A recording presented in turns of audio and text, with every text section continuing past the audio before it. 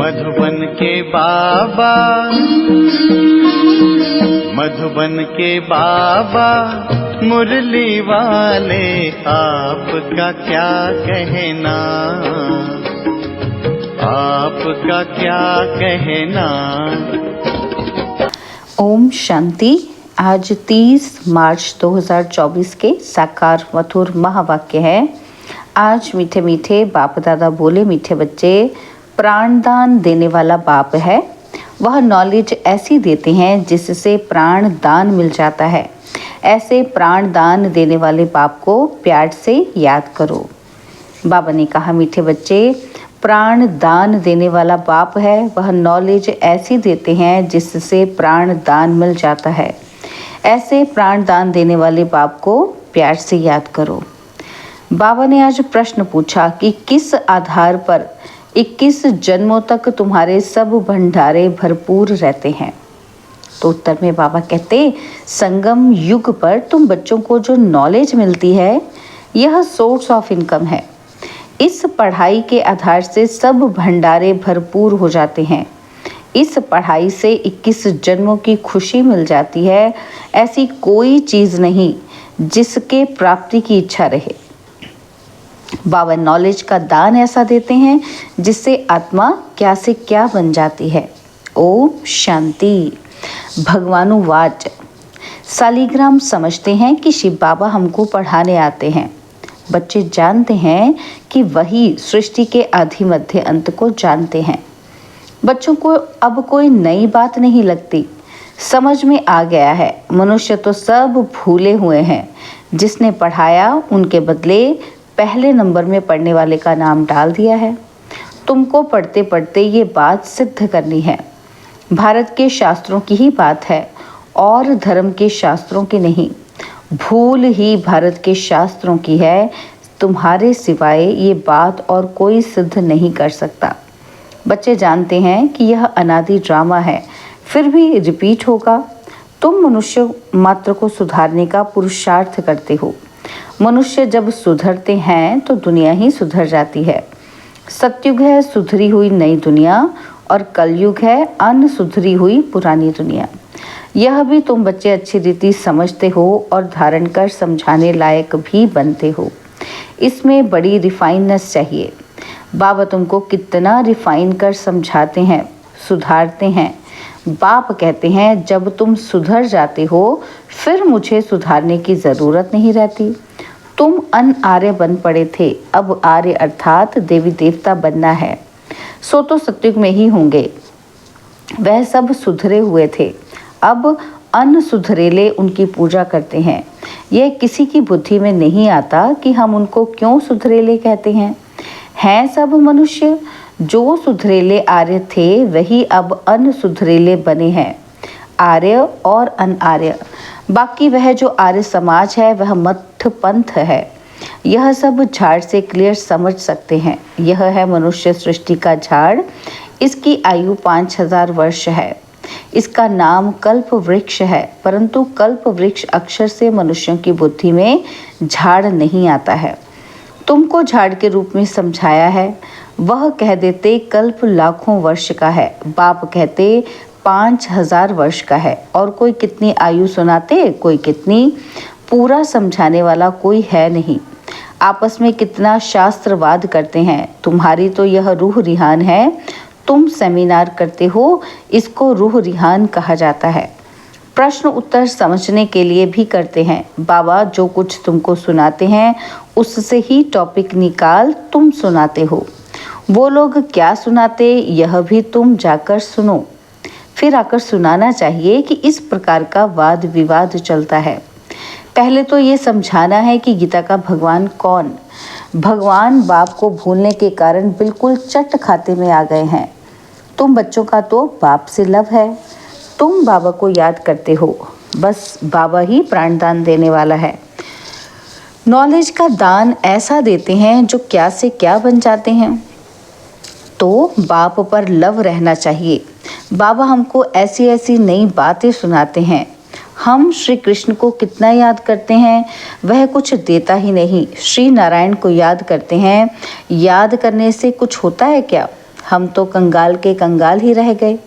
देवताएं कितने सॉल्वेंट थे, अब सभी आर्टिफिशियल चीज़ें हो गई हैं जिसका दाम नहीं, उनका आज दाम हो गया है। वहाँ अनाज आदि के दाम की बात ही नहीं, सबको अपनी अपनी प्रॉपर्टी आदि है, कोई अप्राप्त वस्तु नहीं जिसके प्राप्ति की इच्छा रहे।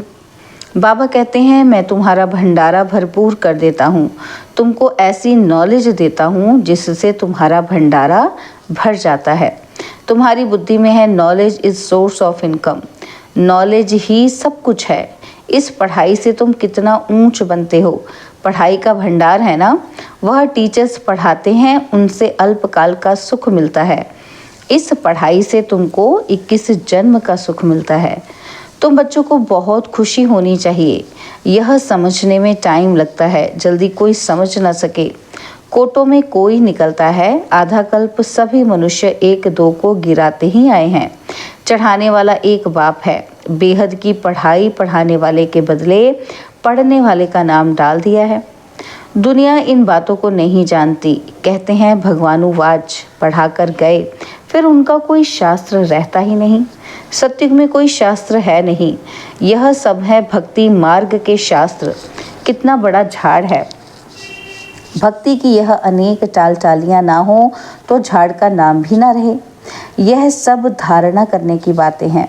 तुम धारणा करते हो, पढ़ाने वाला तो पढ़ाकर गुम हो जाता है, पढ़ने वाले आकर विश्व के मालिक बनते हैं।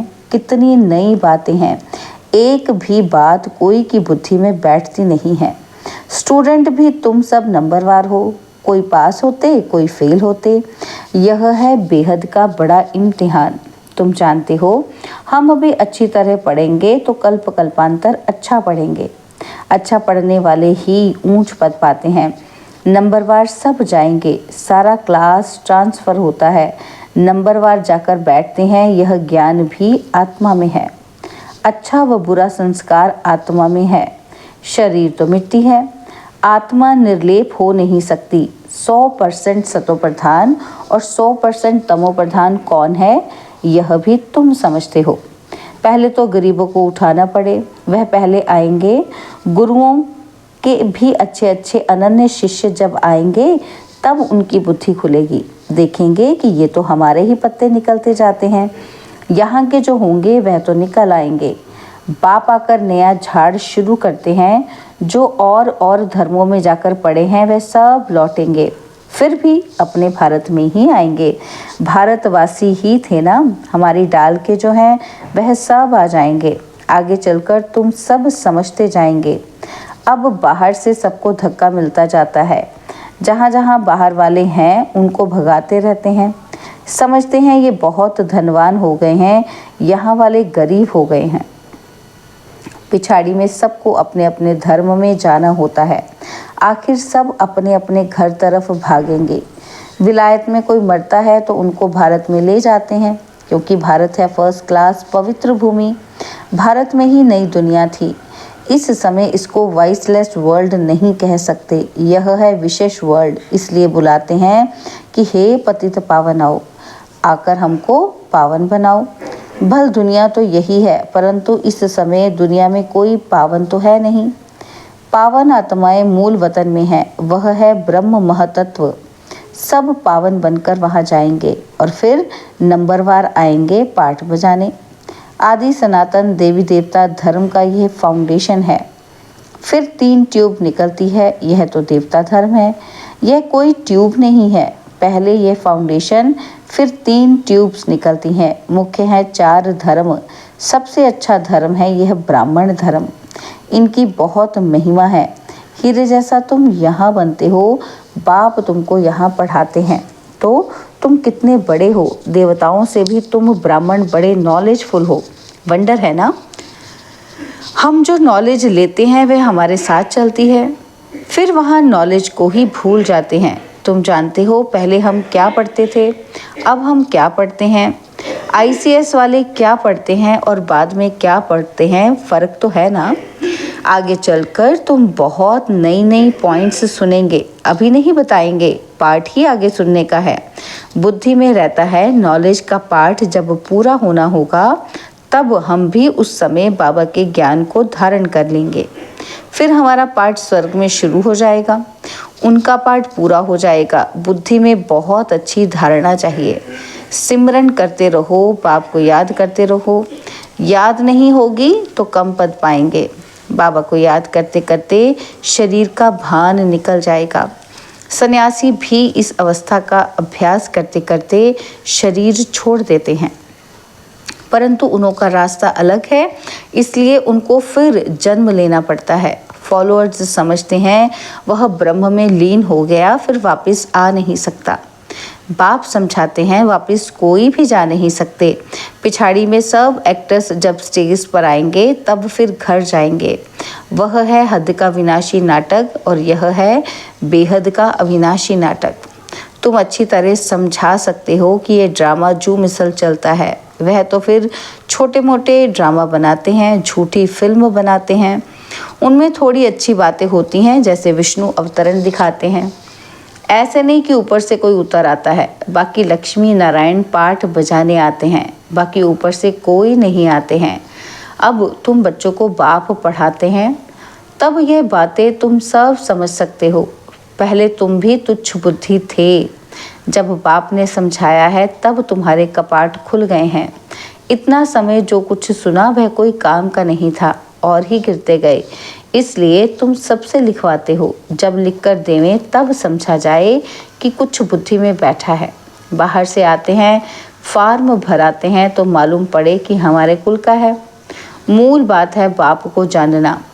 समझे कि बरोबर कल्प कल्प बाप हमको पढ़ाते हैं। यह पूछना है कि कब से पवित्र बने हो। जल्दी नहीं सुधरते। घड़ी घड़ी माया पकड़ लेती है, देखती है कच्चा है तो हप कर लेती है। कई महारथियों को भी माया हप कर गई। शास्त्रों में भी मिसाल अभी के हैं। मंदिर में भी घोड़े सवार, महारथी, प्यादे आदि दिखाते हैं। तुम अब अपना यादगार देखते हो। जब तुम बन जाएंगे तो भक्ति उड़ जाएगी। तुम किसी को माथा नहीं टेक सकते हो। तुम पूछेंगे कि ये कहाँ गए, इनकी बायोग्राफी बताओ। बाबा ने तुम बच्चों को नॉलेजफुल बनाया है, तब तुम पूछते हो तो नशा रहना चाहिए। पास विद ऑनर 8 होते हैं। ये बहुत बड़ा इम्तिहान है। अपने को देखना है कि हमारी आत्मा पवित्र बनी है। बैटरी भरेगी तब जब योग होगा। बाप से योग होगा तो सतो प्रधान बनेंगे। तमो प्रधान आत्मा वापस नहीं जा सकती है। यह भी ड्रामा है। वहाँ दुख देने वाली कोई चीज़ नहीं है। गायें भी सुंदर है। श्री कृष्ण के साथ गायें कितनी सुंदर दिखाते हैं। बड़े बड़े आदमी का फर्नीचर भी सुंदर। गायें अच्छा दूध देती हैं, तब तो दूध की नदियाँ बहती हैं। अब यहाँ नहीं है। अभी तुम नॉलेजफुल बन गए हो। इस दुनिया को तुम तुच्छ समझते हो। इनका सारा किचड़ा स्वाहा होना है और फिर सारा किचड़ा निकल सब स्वच्छ बन जाएंगे। हम अपनी राजधानी में जाते हैं, उनका नाम है स्वर्ग। सुनते ही खुशी होती है। अच्छा, मीठे मीठे सिकिलते बच्चों प्रति माता पिता बाप दादा का याद प्यार और गुड मॉर्निंग। रूहानी बाप की रूहानी बच्चों को नमस्ते। हम रूहानी बच्चों की रूहानी बाप दादाजी को दिलवा जान सिखवा प्रेम से नमस्ते। ओम शांति। प्यारे बाबा, मीठे बाबा, मेरे बाबा, शुक्रिया बाबा, शुक्रिया बाबा, शुक्रिया। धारणा के लिए मुख्य सार है। पहला पॉइंट है, इस अनसुधरी पुरानी दुनिया को सुधारने के लिए स्वयं को सुधारना है। अपनी बुद्धि को बाप की याद से रिफाइन बनाना है। सेकंड पॉइंट है, आपस में रू रिहान करनी है, वाद विवाद नहीं। नॉलेज का दान दे, सर्व का भंडारा भरपूर करना है। बाबा ने आज वरदान दिया, स्वमान की सीट पर स्थित हो, शक्तियों को ऑर्डर प्रमाण चलाने वाले विशाल बुद्धि भव। स्वमान की सीट पर स्थित हो, शक्तियों को ऑर्डर प्रमाण चलाने वाले विशाल बुद्धि भव। अपनी विशाल बुद्धि द्वारा सर्व शक्तियों रूपी सेवाधारियों को समय पर कार्य में लगाओ। जो भी टाइटल डायरेक्ट परमात्मा द्वारा मिले हुए हैं, उसके नशे में रहो। स्वमान की स्थिति रूपी सीट पर सेट रहो तो सर्व शक्तियाँ सेवा के लिए सदा हाजिर अनुभव होंगी। आपके ऑर्डर के इंतज़ार में होंगी। तो वरदान और वर्षे को कार्य में लगाओ। मालिक बन, योग युक्त युक्त सेवा सेवाधारियों से लो तो सदा राजी रहेंगे, बार बार अर्जी नहीं डालेंगे। स्लोगन: कोई भी कार्य शुरू करने के पहले विशेष यह स्मृति इमर्ज करो कि सफलता मुझ श्रेष्ठ ब्राह्मण आत्मा का जन्म सिद्ध अधिकार है। कोई भी कार्य शुरू करने के पहले विशेष यह स्मृति इमर्ज करो कि सफलता मुझ श्रेष्ठ ब्राह्मण आत्मा का जन्म सिद्ध अधिकार है। ओम शांति। और अब यह एक बहुत अच्छी वीडियो भी जरूर देखें।